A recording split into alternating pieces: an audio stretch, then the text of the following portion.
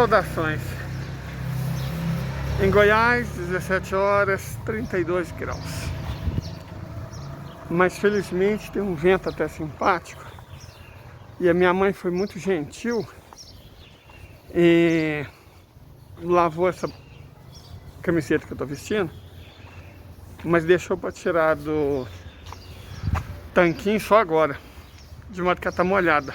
Isso facilita muito minha vida. Capaz dela secar só quando eu chegar lá em casa, então eu tô sendo refrescado. Mas, clima do Centro-Oeste à parte, eu gostaria de discutir sobre outra coisa. Eu venho observando matérias persistentes contra a China nos Estados Unidos, mais até do que contra a Federação Russa.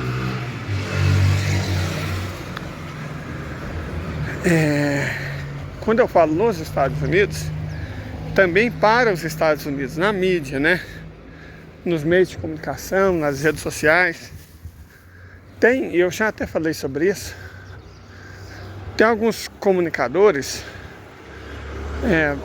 blogueiros, instagramers, youtubers, que vivem de vender a desgraça da China. Toda semana.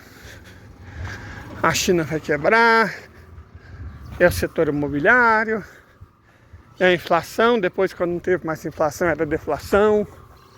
É impressionante que essa gente parece um disco, sabe, daqueles antigos, que não troca de lado, só toca a mesma coisa. A China vai quebrar, a China está quebrando. Tem até uma matéria para vocês verem que não é não é coisa apenas de fontes pequenas, não. Tem um negocinho aqui do R7, cara, que devia ser uma coisa um pouco mais séria, que eu tenho que mostrar para vocês. Segura aí. Então, quer dizer, sabe-se hoje que o serviço de inteligência coloca muita gente no bolso deles, das mais variadas formas. Às vezes a pessoa nem sabe que está sendo comprada. Tem curso nos Estados Unidos, universidades europeias, né? Igual eles fazem com médicos. Tem fundações, treinamento, especialização, prêmios. O Instituto Milênio, não sei se ainda existe, fornecia muitas dessas premiações para jornalista que bebesse na fonte do neoliberalismo. Então, essa matéria do R7, ela é muito ilustrativa, porque o R7 não é um portalzinho qualquer, sabe? É uma conta que tem milhões de telespectadores. E aí tá os caras mentindo como se não houvesse amanhã. Sem fonte, sem embasamento, uma coisa totalmente mentirosa, cara. Totalmente irrealista.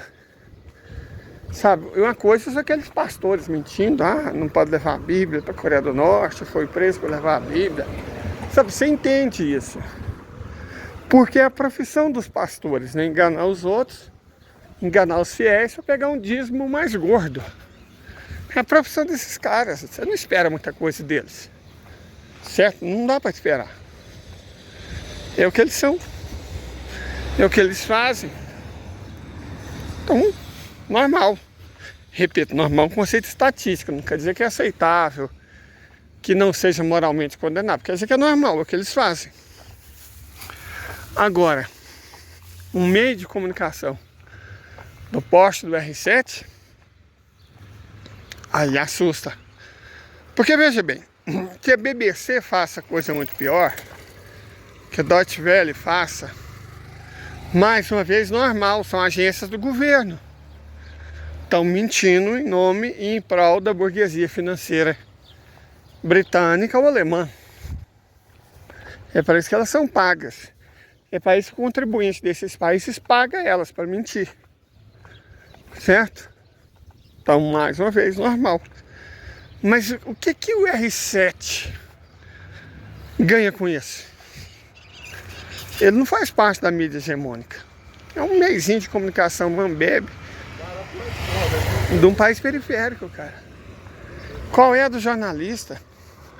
Quer dizer, essas pessoas não têm dignidade, porque se ele sabe que está mentindo, é um crápula.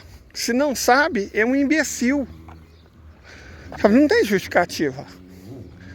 Falou porque ouviu dizer, porque alguém escreveu, Reuters provavelmente, ou BBC. Quer dizer, que cretino, cara. Você vai publicando as coisas sem saber as fontes, sem confirmar. Ou mentiu propositadamente. Mas, cara, e aí se torna, sei lá, pior. Que você tá sabendo que tá enganando os outros. Então, de toda forma, a questão nem é essa. A questão é que, recentemente, acho que até em função da derrota óbvia e ululante da OTAN na Ucrânia, eles já estão planejando a próxima guerra, que é contra a China. Só que aí eu quero dar meu palpite, eu quero dar meus 2 centavos. Primeiro ponto é que o conflito não terminou. E não vai acabar quando eles quiserem. Eles estão achando que acaba quando eles quiserem. Não é assim que funciona, não. Acaba quando a Rússia quiser. Certo? Quem está apanhando não decide quando acaba, não. A não ser que haja rendição incondicional. Considerando as falas do Zelensky, que diz que não negocia a não ser que a Rússia devolva a Crimeia, o que nunca, nem quando o inferno congelar, vai acontecer. Então, a iniciativa de desistir de rendição incondicional, o Zelensky não está pensando em tomar. Mas aí mais uma nuance. Bom, o Zelensky deixando claro que não vai se render, que a única forma de quem está perdendo encerrar o conflito é a rendição. Não tem outra, gente. É básico, né? Se você está perdendo numa briga, você só termina ela se você desistir. Caso contrário, a iniciativa de terminar o conflito é de quem está vencendo. Quando quem está vencendo quiser, nos termos de quem está vencendo decidir. Certo? É isso. Ponto é esse. Ok. Vamos lá. O Zé é um fantoche. Ele não tem autonomia. Ele não decide nada. Sabe, ele não decide nada. Quem decide é quem manipula ele. Então, o Ocidente está mandando mensagem ambígua que só vai fazer um acordo quando a Rússia devolver a Crimeia. E, cara, isso é irreal, né? A Rússia já está com 25% do território ucraniano. O inverno está chegando, o outono está logo ali. Eles mesmos admitiram que não tem mais como a Ucrânia avançar por causa disso. É uma desculpa. O motivo é que eles não têm mais mão de obra, não tem equipamento, não tem arma, não tem munição. Mas já estão usando desculpa. O outono está chegando e primeiro a lama, depois a neve toma conta de tudo. E de fato isso é um problema para eles, não para os russos. A partir de agora, cada dia que passar está mais e mais favorável para a maneira como a Rússia luta. Ela adora lutar na lama e é fantástica lutar no inverno. Então, cada minuto que passa, doravante favorece os russos. Eles agora têm um fornecimento quase infinito de drones, tem capacidade de fazer, por parte do Irã, né? Tem capacidade de fazer 1 milhão de Lancet até o final do ano. E fizeram um acordo bem interessante com a Coreia do Norte para o fornecimento de munição, inclusive mísseis poderosos, como o KN-25, que é praticamente um calibre, alcance 400 quilômetros, capacidade de 0,5 tonelada de munição, é quase uma FAB 500. Então, para a Rússia as coisas melhoraram muito, muito mesmo. coisa tá difícil, é pro lado deles. E além de tudo, como eu disse, o inverno tá chegando. E o inverno, bom, o inverno de arroz se esbalda. Então vamos lá. A Ucrânia, aquele caminho para ali é melhor. Mas eu só tô indo para ali porque, porra, flor, né? Vou mostrar para vocês. O Zé falou que não vai se render. E eu nem sei se o Boris Johnson, né, teve lá de volta e falou que não dá para negociar aceitando a rendição. A Europa mesmo, uau, a Europa mesmo não quer que a Ucrânia se renda, que a opção de rendição não é aceitável para eles. Eu fico pensando, cara, peraí, de verdade isso não é aceitável. Coitado dos ucranianos que estão, né, indo de arrasta, a infraestrutura do país deles que está sendo destruída, e os europeus é que não aceitam. Então, se precisasse de uma prova mais efusiva de que quem está conduzindo o conflito é a OTAN, a Ucrânia é só o palco, bom, essa prova está dada. Mas voltando, a Ucrânia não tem o que fazer. E a maneira como a federação vai avançar nessas próximas 2 estações vai ser interessante. Mas já existem pistas, eu gostaria de falar sobre isso. Existem pistas. Quais pistas? Se o Putin e o camarada Kim se encontraram, com certeza não foi para trocar bacalhau por salmão. Foram realmente fazer um acordo de armas e munições.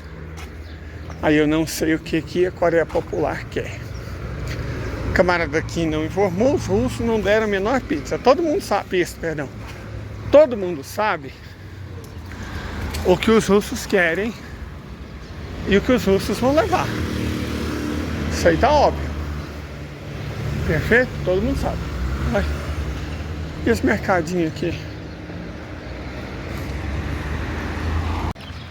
Gente, antes de eu continuar, deixa eu explicar para vocês como é que as coisas funcionam por aqui. Primeiro que eu achei que eu estava bem mais perto de casa, mas eu estou andando muito devagar. A verdade é que eu estou exaurido. Porque, enfim, né? Mas o fato é que eu passei para comprar naquele mercadinho. Eu compro nele sempre que eu posso, porque os preços são bons. O horário deles que é meio estranho. Muitos mercadinhos que eu vou aqui, hoje, por exemplo, ontem, na verdade, 5h50 da manhã já estava aberto. Não é incomum abrir nesse horário, na periferia sabe cedo. Mas aquele ali lava às 9. Às 9. E o açougueiro chega às 9h30. Faz sentido? Pô, o cara na prática, acho que ele não tem funcionário. É a família que leva o mercadinho. O marido, acho que a esposa, o filho, a nora, outro filho. Acho que até o neto mais velho, o molecão. Gente boa. Boa na faca. Então o horário deles é o horário deles, cara. Não julgo não, de verdade, não julgo. Tá certinho. Tá trabalhando para eles. Então eles trabalham no horário que é mais cômodo. Não é uma coisa assim que você fala, vamos trabalhar das 5 da manhã às 10 da noite. Eles não precisam. Eles já têm aqui em Goiás. É basicamente o pé de meio, uma terrinha, não só o fazendeiro. Tem uma terrinha. Então tem umas vaquinhas, tem uns porquinhos, sabe como é que é essas coisas em Goiás, como é que funciona. Você trabalha para eles. E os preços são muito bons. São muito bons. É um mercadinho até sortido, considerando o tamanho. Sempre que eu posso, é o que eu prefiro. Certo? Sempre que eu posso, é o que eu prefiro. Mas voltando ao assunto. Essa mentiraiada em cima da China, e aí tanto por parte da imprensa, digamos, mais hegemônica, quanto da subalterna, no caso a nossa, já é um sinal de que realmente a sandice de que os Estados Unidos estão se preparando para fazer uma guerra contra a China pode ser verdadeira. De verdade. Eu não tenho palavra para descrever essa sandice. Porque veja bem, eles estão tomando uma surra homérica na Ucrânia, destruir a economia europeia, estão destruindo a própria economia, estão a milímetros de uma hecatombe econômica. Tanto que a gente não sabe se vai ser causado pela crise inflacionária, pela crise da dívida, pela crise imobiliária, pela desdolarização, ou por qualquer combinação desses quatro, ou de elementos desses quatro juntos. O país, eu honestamente, acho que mês que vem já pode acontecer quebradeira. De março não passa.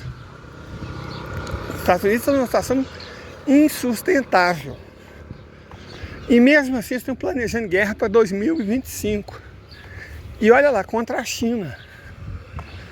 Cara, a derrota contra a Federação Russa que está acontecendo é avassaladora. E o estado geral dos Estados Unidos é surreal. Eu não sei se vocês se lembram, deve se lembrar da crise dos balões, né? Balão chinês.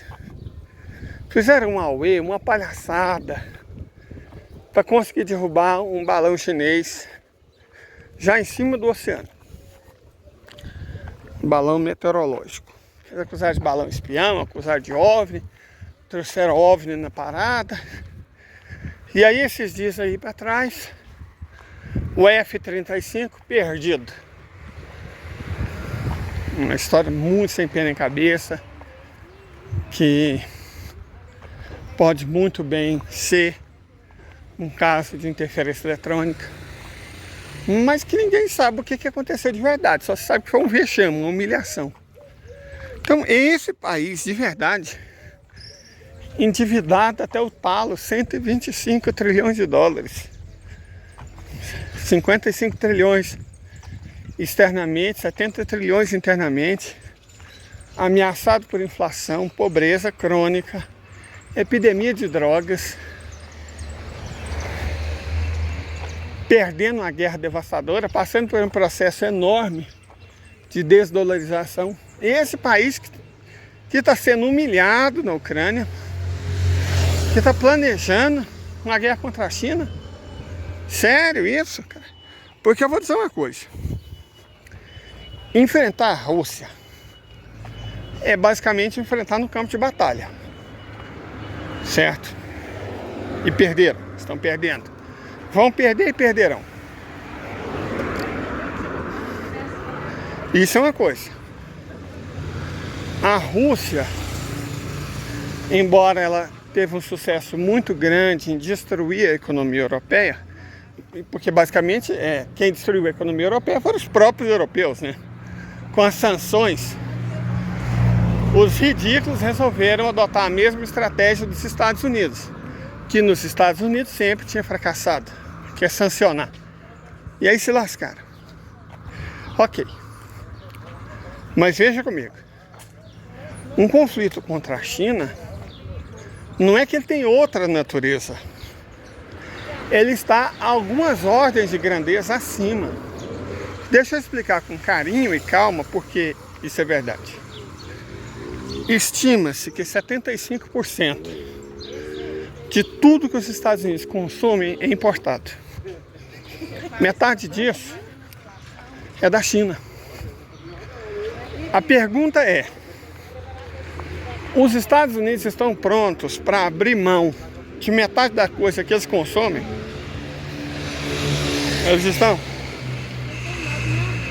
Se eles estão, quem vai fornecer? Eles mesmos são incapazes de produzir, certo?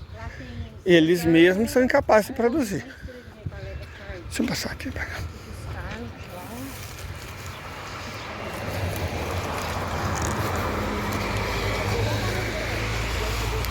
Porque as rodovias estão em estado lamentável.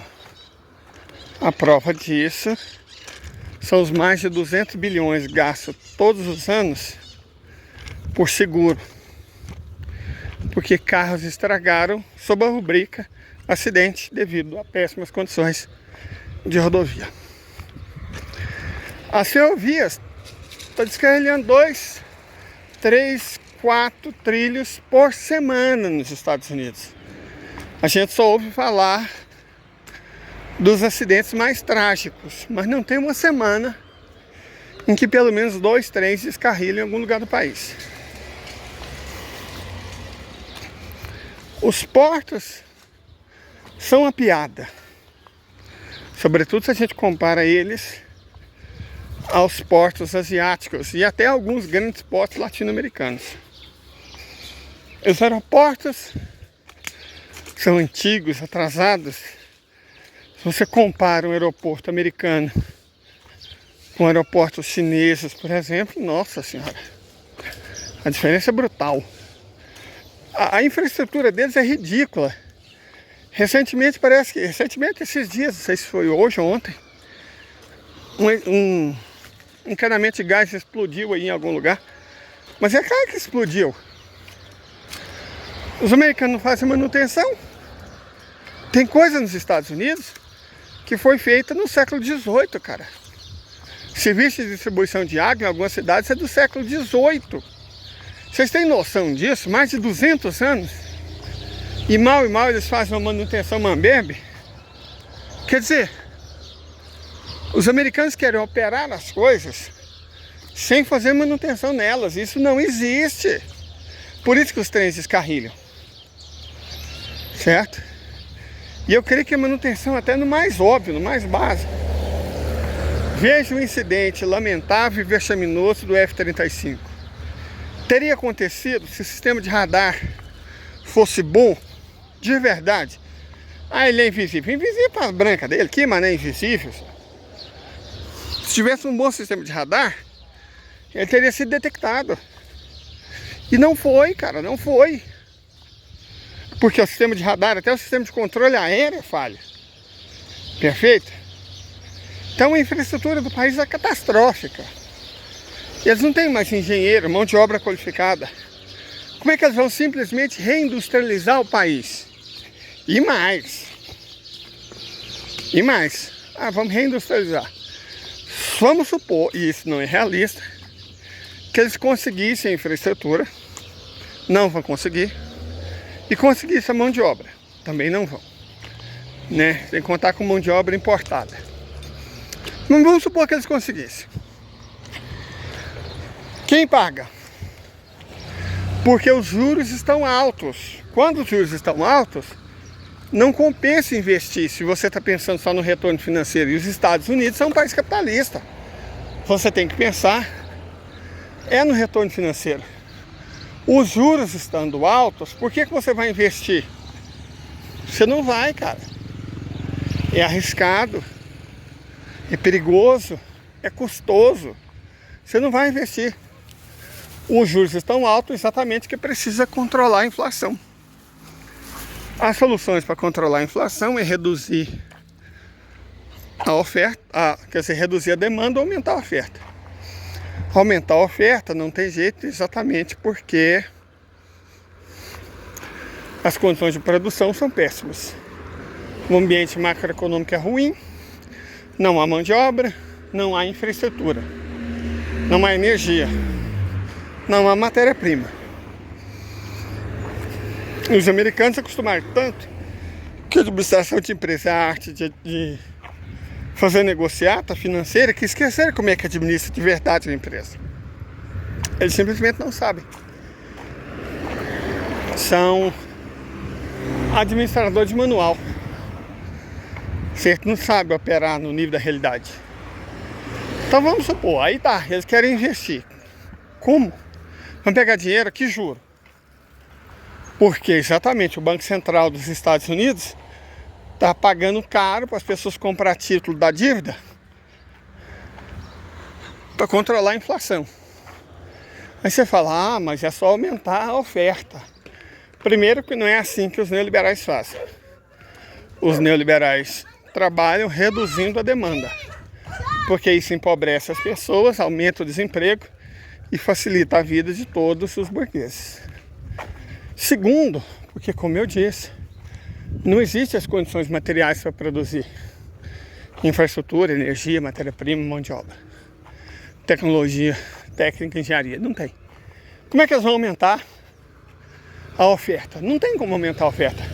Em teoria, eles podiam fazer o que eles sempre fizeram para aumentar a oferta: importar de um terceiro país. Mas aí surge outro problema. Esse terceiro país é basicamente a China. Se eles fazem guerra com a China, qual país vai ser? A Índia? Né? O restante do mundo está fortemente desindustrializado. Está desindustrializado por iniciativa dos próprios americanos. Certo? Eles combateram o crescimento de todos os países do mundo jogando o FMI. E o FMI desnacionaliza, privatiza, entrega e desindustrializa.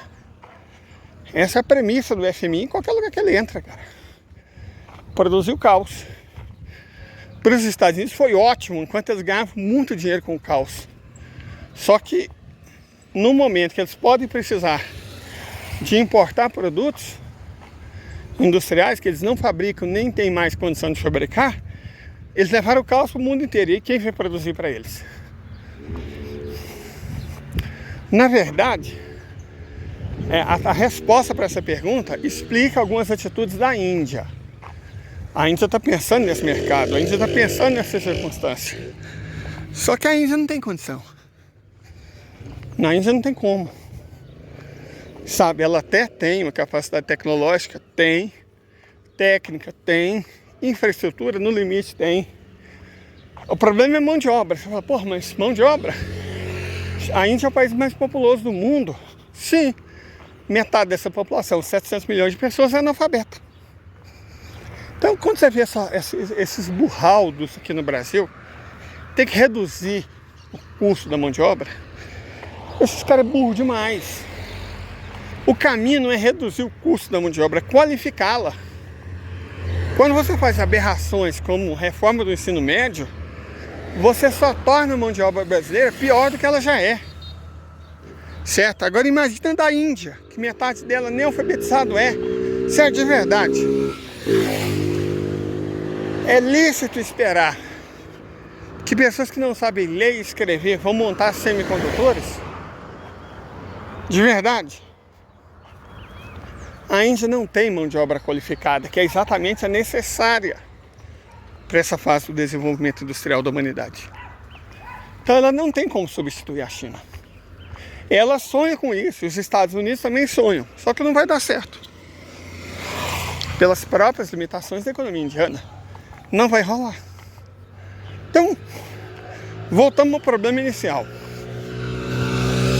Se os Estados Unidos não podem, não conseguem produzir internamente os 3/4 dos produtos que hoje eles importam, se os Estados Unidos dependem da China, com o qual eles estão planejando fazer guerra, e se os Estados Unidos não têm um substituto para a China, como é que os Estados Unidos vão fazer guerra com a China?